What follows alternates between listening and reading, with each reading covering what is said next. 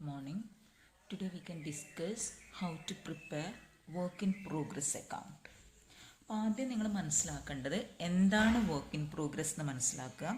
Work in progress എന്ന് പറഞ്ഞാൽ എന്താ? ജോബ് അണ്ടർ പ്രൊഡക്ഷൻ, അതായത് ഇങ്ങനെ നടന്നുകൊണ്ടിരിക്കുന്ന ജോബ്സ് ഇൻ പ്രോസസ്സിലുള്ളതിനെയാണ് നമ്മൾ വർക്ക് ഇൻ പ്രോഗ്രസ് എന്ന് പറയാം. അപ്പോൾ this account, work in progress account represents what? The job under production. ഇനി രണ്ട് രീതിയിൽ നമുക്ക് work in progress account maintain ചെയ്യാം.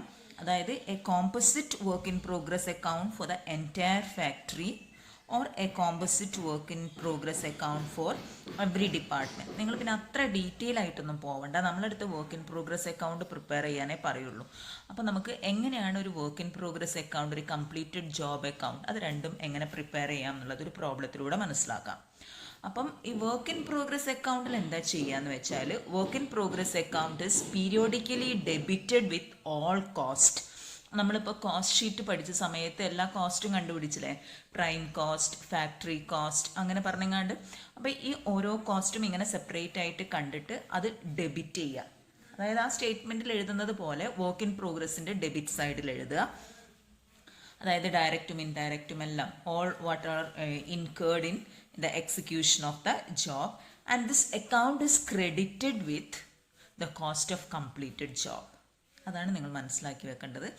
അപ്പോൾ നമ്മൾ ഈ വർക്ക് ഇൻ പ്രോഗ്രസ് അക്കൗണ്ടിലുള്ള ബാലൻസ് എന്ന് പറയുന്നത് എന്താ? This balance in this account at any time represents the cost of job not yet completed. Okay, അപ്പം നമുക്കൊരു പ്രോബ്ലം ചെയ്ത് നോക്കാം. The following information for the year ended 31st March 2013 is obtained from the books of records of a factory. അപ്പം നിങ്ങൾക്ക് തന്നിരിക്കുന്നത് ഇതാണ് details of work. Completed ജോബിൻ്റെ details തന്നിട്ടുണ്ട്, കോസ്റ്റ് ഇസ് ഗിവൺ. അതേപോലെ work in progress details is given. ഇതാണ് completed job complete ചെയ്തത്. ഇത് അണ്ടർ പ്രൊഡക്ഷനിലുള്ളതാണ്. Okay, job under production. Raw materials supplied is given, wages, chargeable expenses, materials transferred to work in progress, materials returned to stores. ഇത്രയും തന്നിട്ടുണ്ട്. അതേപോലെ factory over heads എന്ന് പറയുന്നത് എത്രയാ? It is 80% of wages and office overheads is 25% of factory cost. Then you have given the value of executed contract during the year. അതായത് completed contract എന്ന് പറയുന്നത് എത്രയാണ്? 4,10,000 ആണ്. You are asked to prepare consolidated completed jobs account and a consolidated work in progress account. നമ്മൾ നോക്കുകയാണ് എങ്ങനെയാണ് ചെയ്യാന്നുള്ളത്. ഇവിടെ നിങ്ങൾക്ക് ഇതെല്ലാം അറിയാം. റോ മെറ്റീരിയൽസ് എന്ത് ചെയ്യണം, വേജസ്, ചാർജബിൾ എക്സ്പെൻസസ്, ഇതെല്ലാം പ്രൈം കോസ്റ്റിൽ വരുന്നത്. ഇവിടെ രണ്ട് ഐറ്റമാണ് നിങ്ങൾക്ക് കൺഫ്യൂഷൻ ഉള്ളത്. അതായത് materials transfer to work in progress. ഇതെന്താ ചെയ്യേണ്ടതെന്ന് വെച്ചാൽ, കംപ്ലീറ്റഡ് ജോബിന്ന് ബാക്കി വന്ന മെറ്റീരിയൽസ് ഏതിലേക്ക് ട്രാൻസ്ഫർ ചെയ്തതാണ്? വർക്ക് ഇൻ പ്രോഗ്രസ്സിലേക്ക് ട്രാൻസ്ഫർ ചെയ്തതാണ്. ഈ 2000 എന്ന് പറയുന്നത്. അപ്പോൾ ഈ 2000 എന്ന് പറയുന്നത് കംപ്ലീറ്റഡ് ജോബ്സ് ഈ 2000 മൈനസ് ചെയ്യാൻ വേണം. At the same time, it is transferred to work in progress. So, it is added with work in progress. മനസ്സിലായി? അപ്പോൾ റോ മെറ്റീരിയൽസ് എടുക്കുന്ന സമയത്ത് ഈ റോ മെറ്റീരിയൽസ് 90,000 വർക്ക് ഇൻ പ്രോഗ്രസ്സിലേക്ക് ട്രാൻസ്ഫർ ചെയ്തത് മൈനസ് ചെയ്യാം. അപ്പം ഈ 2000 കംപ്ലീറ്റഡ് ജോബിൽ നിന്ന് വർക്ക് ഇൻ പ്രോഗ്രസ്സിലേക്ക് ട്രാൻസ്ഫർ ചെയ്തിട്ടുണ്ടെങ്കിൽ ഈ കംപ്ലീറ്റഡ് ജോബിൽ നിന്ന് അത്ര മൈനസ് ചെയ്യണം. അതേസമയം ഈ 2000 എവിടെ ആഡ് ചെയ്യണം? Raw materials of work in പ്രോഗ്രസിൻ്റെ കൂടെ ഈ 30,000 കൂടെ ആഡ് ചെയ്യാൻ വേണം.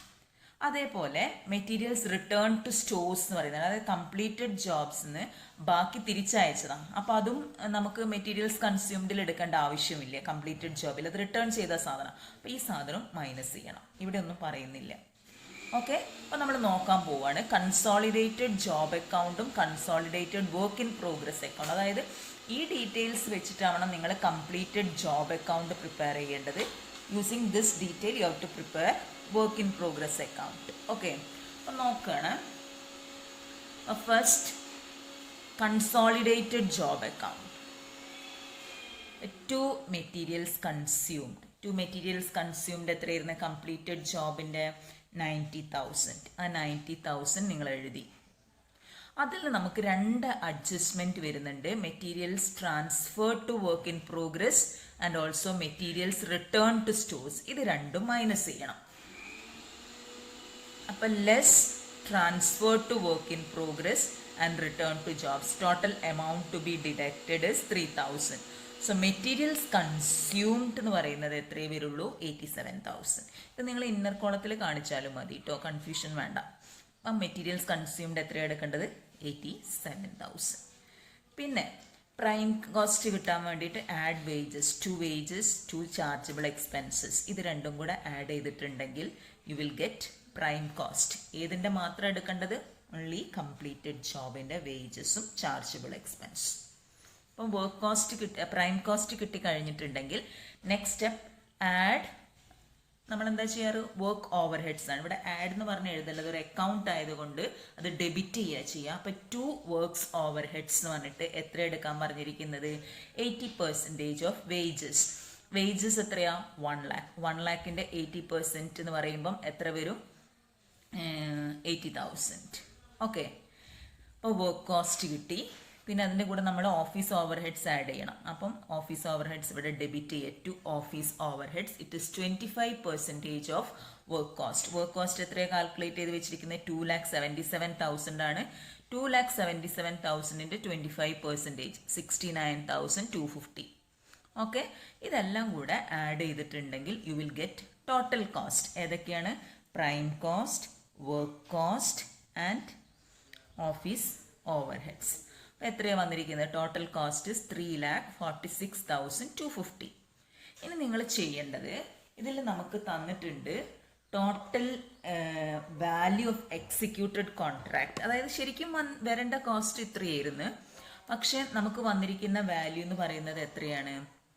4,10,000 ആണ്. എക്സിക്യൂട്ടഡ് കോൺട്രാക്റ്റിൻ്റെ വാല്യൂ, അതായത് കസ്റ്റമേഴ്സ് കൊടുത്തിരിക്കുന്നത് 4,10,000 ആണ്. അപ്പം ശരിക്കും കോസ്റ്റ് വന്നിരിക്കുന്നത് 3,46,250 ഉള്ളൂ.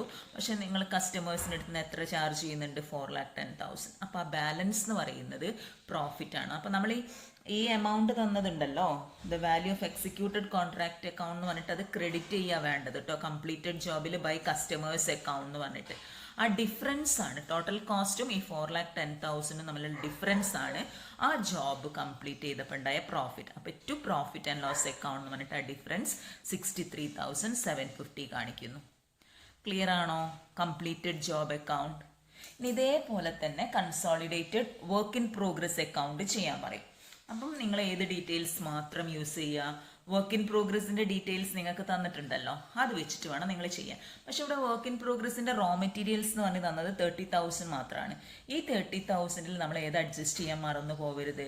കംപ്ലീറ്റഡ് ജോബിൽ നിന്ന് നമ്മൾ കുറച്ച് മെറ്റീരിയൽസ് വർക്ക് ഇൻ പ്രോഗ്രസ്സിലേക്ക് ട്രാൻസ്ഫർ ചെയ്തിട്ടുണ്ട്, അത് ആഡ് ചെയ്യാൻ വിട്ടുപോകരുത്. അപ്പം ശ്രദ്ധിച്ചോളാം. Materials issued 30,000, add transferred from completed job 2,000. അപ്പോൾ മെറ്റീരിയൽസ് കൺസ്യൂംഡ് എന്ന് പറയുന്നത് എത്ര വരും?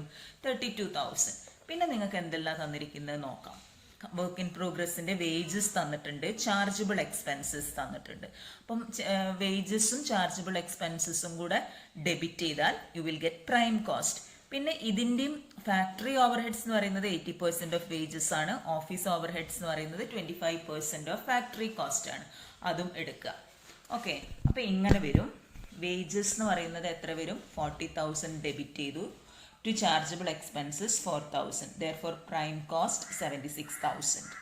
Then next to works overheads 80% of wages. Wages 40,000-ൻ്റെ 80% എന്ന് പറയുമ്പോൾ 32,000. You will get work cost.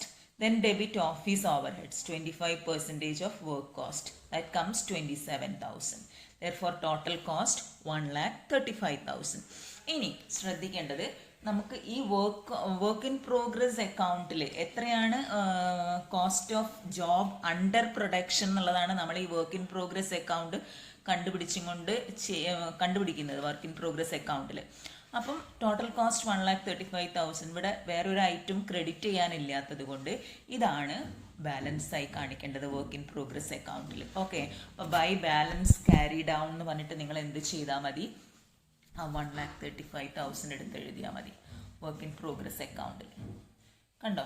So this is the procedure for preparing work in progress വെക്കാം. Thank U.